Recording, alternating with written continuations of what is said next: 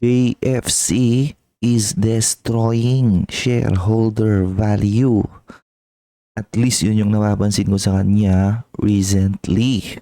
And that is the subject for today's DRFM stock commentary.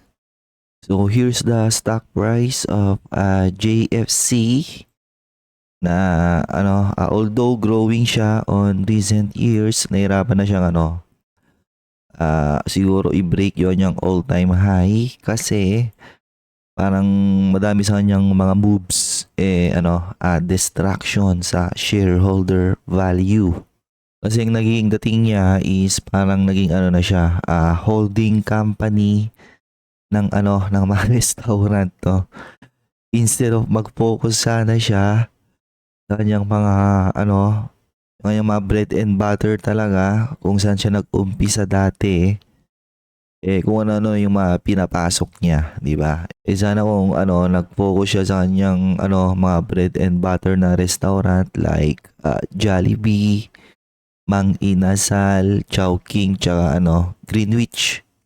Baka mas gumanda pa yung yung overall fundamental sana niya, and baka mas matuwa pa, di ba? Yung kanyang mga loyal na customer, ma-improve yung kanilang service dito sa Pilipinas, na baka kakagawa niya ng mga kung anong klase ng acquisition, baka eventually mapabayaan pa niya yung kanyang bread and butter na mga restaurant, di ba? So itong si Jollibee, for sure madami dito invested na retail investor. Kasi di ba ano ba yung mga rule na laging binabanggit sa mga newbie. So pag mag-invest ka sa stock market, tingin ka sa paligid mo and yung mga nakikita mo dyan na after 10 years or 20 years, nandiyan pa rin, di ba? Syempre, pag tumingin ka dyan sa paligid mo, di ba? Nagkalat mga Jollibee. Jollibee, Mang Inasal. Ang tanong, di ba? Mag-grow kaya ang Jollibee after, after 10 or 20 years? Well, growing pa rin naman ang Jollibee, no?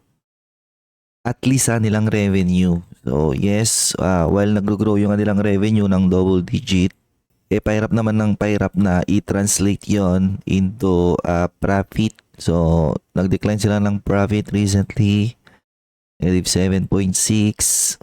Attributable to equity holders, negative 8% decline. So bakit ganon? Kasi kung anong klase ng shareholder distraction yung ginagawa nito, in my personal opinion. So JFC, although medyo bumagsak yung kanyang cash flows recently, masayo pa rin namang very cash flowing business nung Jollibee, na sayang, no? With the amount of cash flows na generate niya, kaya netong linisin yung kanyang balance sheet in just a few years.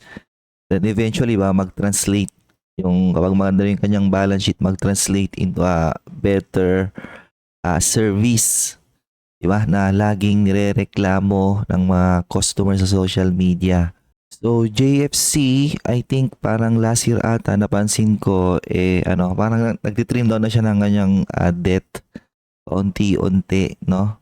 Pero recently nagtitake na naman siya ng mga additional leverage. Kasi nga yung mga ina-acquire niya in the past, hindi nagmamaterialize. And naipit, di ba? Yung iba niyang ginagawang acquisition. So from last year, na yung kanyang current asset, 65 versus 68, di ba? Malapit na. Fast forward ng first quarter ng taon, diba? From 64, naging 84 na kagad. Kasi nagtitake na naman to ng mga additional leverage. So short-term debt increasing massively. Current portion of long-term debt increasing. And then long-term debt increasing. So bumalik na naman siya sa sa pagtitake ng madami-daming leverage. Kasi kailangan niyang suportahan yung mga ano, yung ginagawa niyang acquisition in the past. Na sa ngayon hindi maganda yung ano, tinatakbo niyang madaming acquisition, joint venture, gano'n. So ito na yung kanyang mga ano, business combinations, new subsidiaries, joint ventures, blah blah blah, na makikita nyo rito ang daming ano, tight yung liquidity. Kaya makikita nyo, umutang na naman siya. Okay?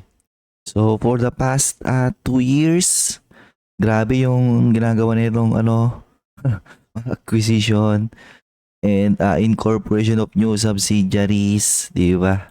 Sunod-sunod yan. Okay. Magtataka ka eh. Ano ba to? Holding company na ba to ng ano, pagkain? Ganun ba yon? So, ito yung mga ano, non-controlling interest. So, yes, nag-generate sila ng revenue pero nahirapan siyang mag-translate into profit, no? Yung iba nga tulad nito, SMCC, naglo-loss, di ba? While yes, nag-generate ng revenue, di ba? Nahirapan naman silang mag-translate into profit. Ito ulit, GBPL, losing. So, milk siya, nag-generate ng revenue pero pero margins are very low. MHL. So, eto, nag-positive. Nag-swing siya into profitability. Ito, Compose Coffee. Okay, positive. And then, ito yung kanilang mga ano, financial position na makikita nyo rin ang daming mga ano rito. Tight yung kanilang liquidity on the short term. So, Superfoods Group. Ayan no, di ba? Current asset, almost 1 billion. Current liabilities, 4.3 billion. Grabe. SMCCSG, current asset, 4 billion. Current liabilities, 28, ano ba to?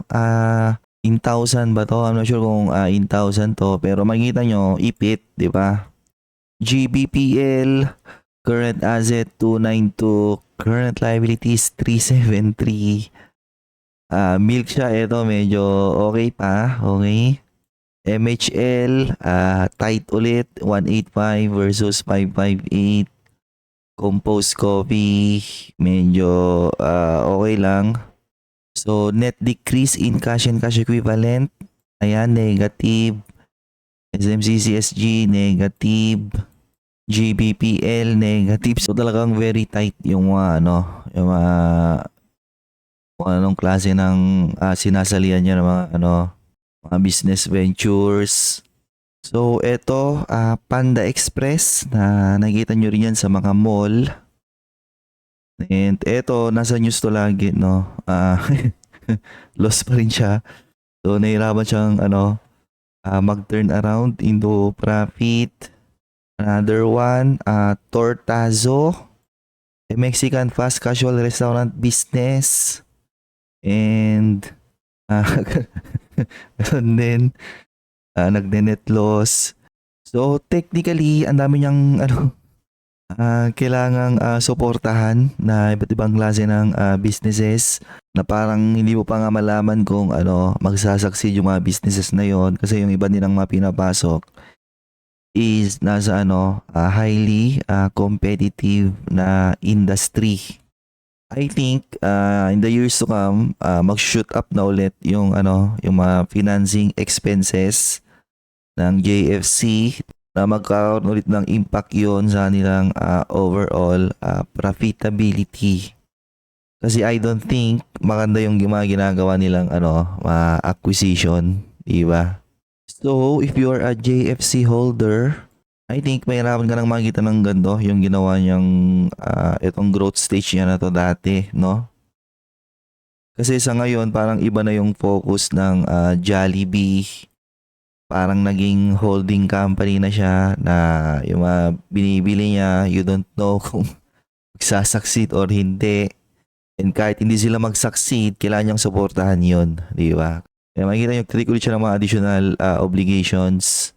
baka mahirap ng maabot ulit ni Jollibee nung anong all-time high niya na to dati. Siguro pag nag-bull run, di ba? Kasi pag nag-bull run, karon ng multiple expansion yung mga companies, kahit mag-struggle siya on profitability, kung tatrade naman siya at higher multiples, then maybe yes. But for now, for all those retails na mahilig sa JFC, naku, baka matulog muna yung nyo rito, investment nyo. Actually, matagal na siyang sideways, no, since 2021 December, no?